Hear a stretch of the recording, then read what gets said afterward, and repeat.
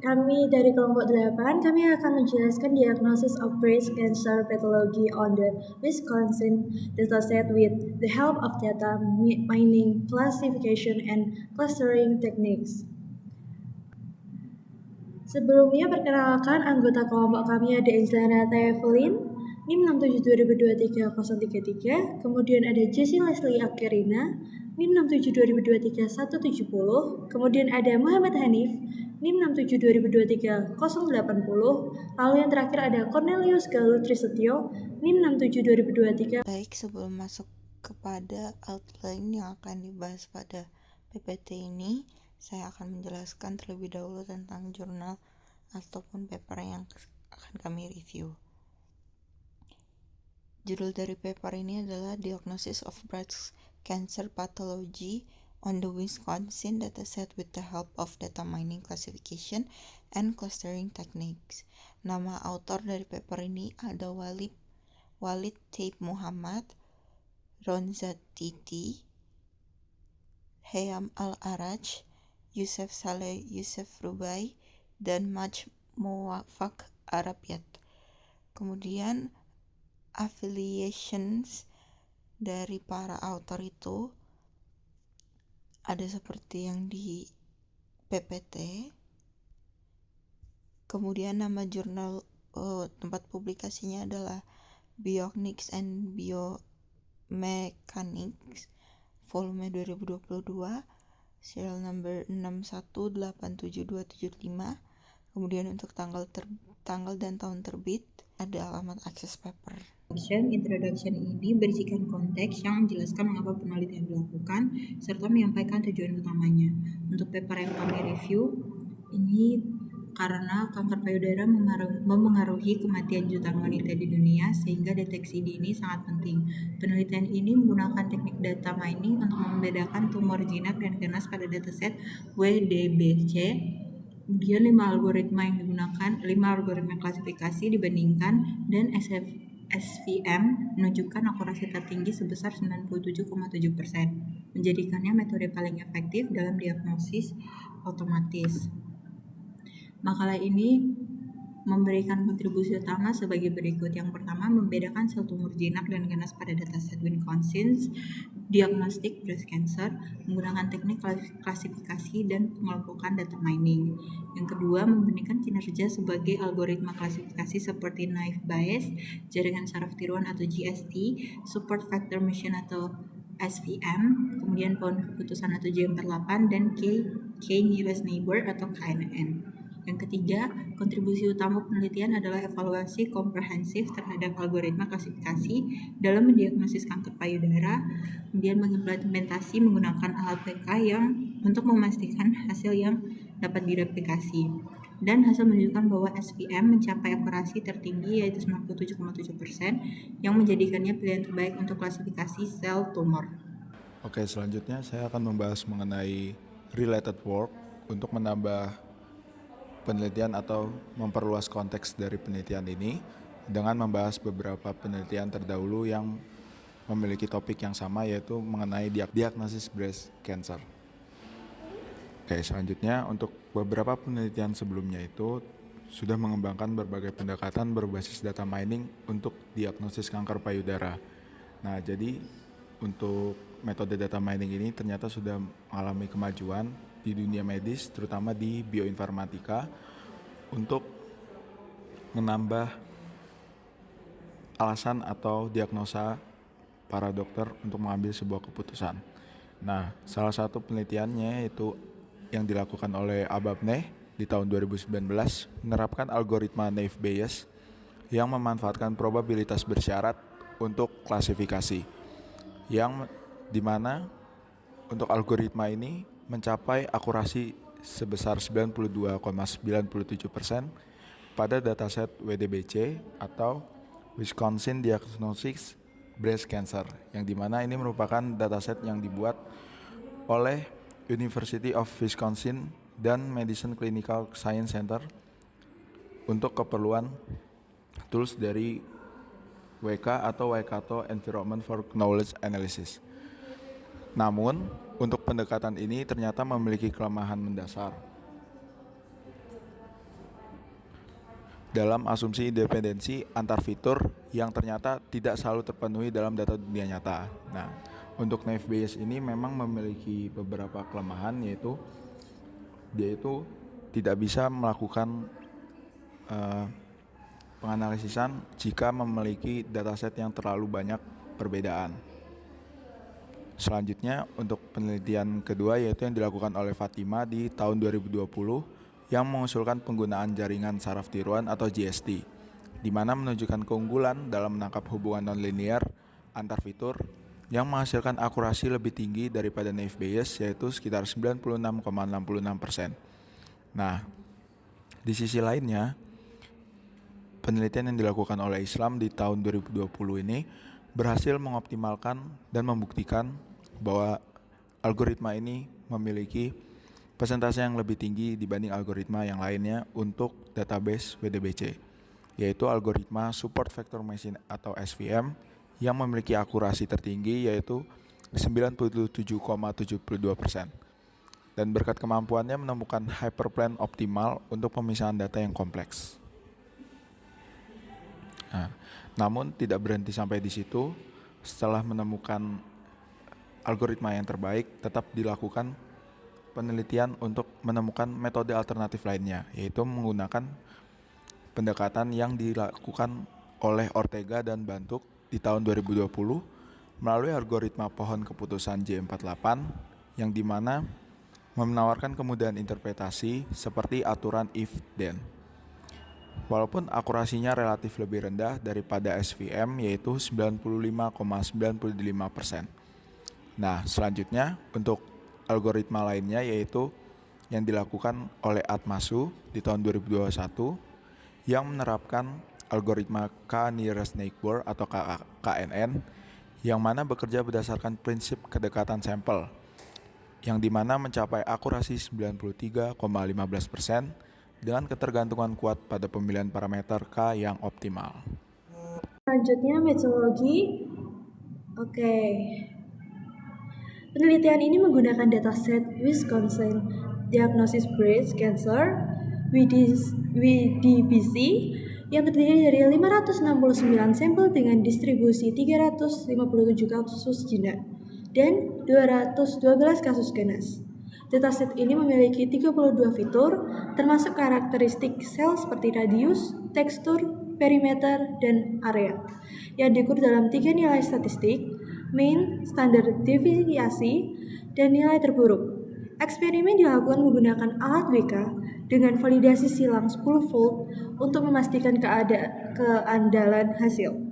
5 algoritma diterapkan, ada naive Bayes, JST, SVM, G48, dan yang terakhir ada KNN.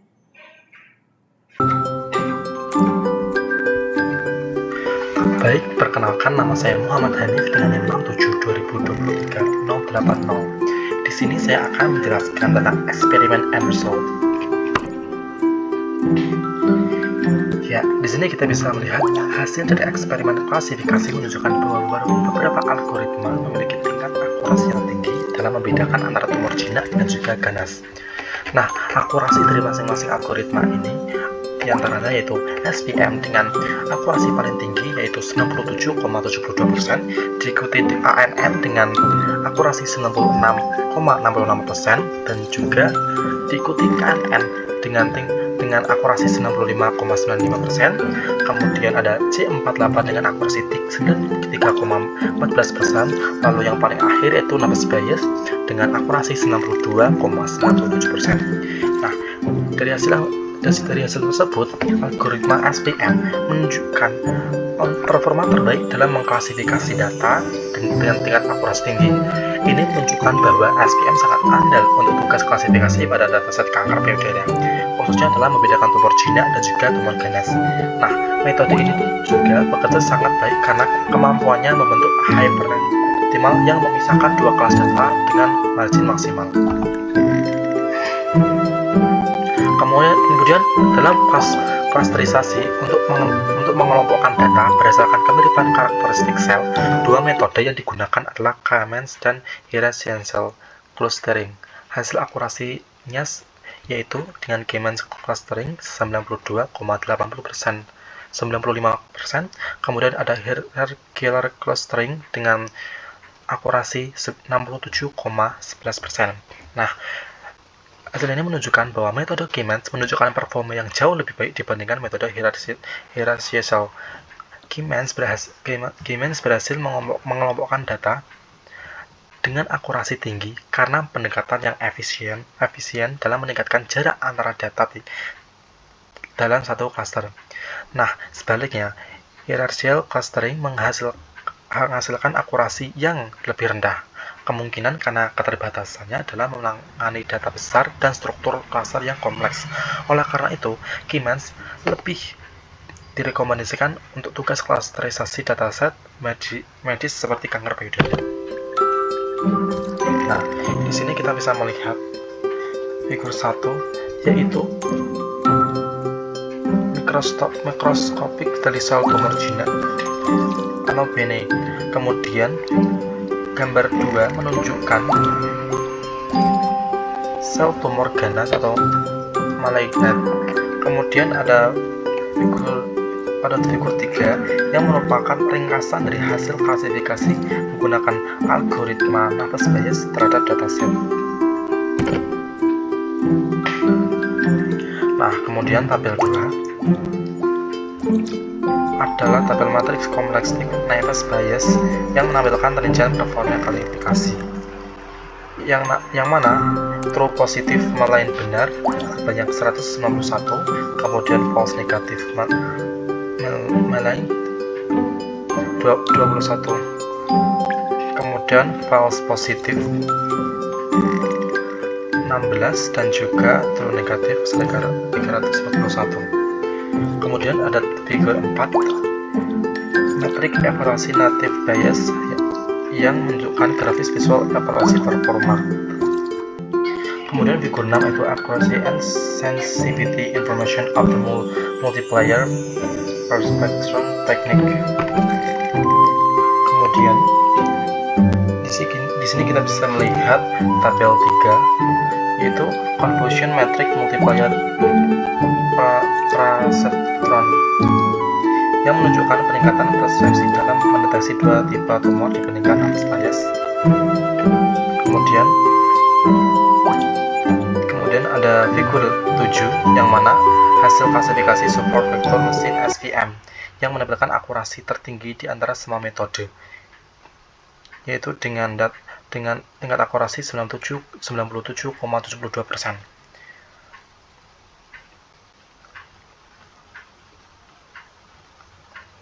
Kemudian ada figur 12, yaitu evaluasi kinerja KNN, yang mana grafik metrik evaluasi menunjukkan kinerja solid. Kemudian ada figur 9, yang mana hasil klasifikasi dengan J48 decision tree yang menampilkan akurasi J48 yaitu 93,15%.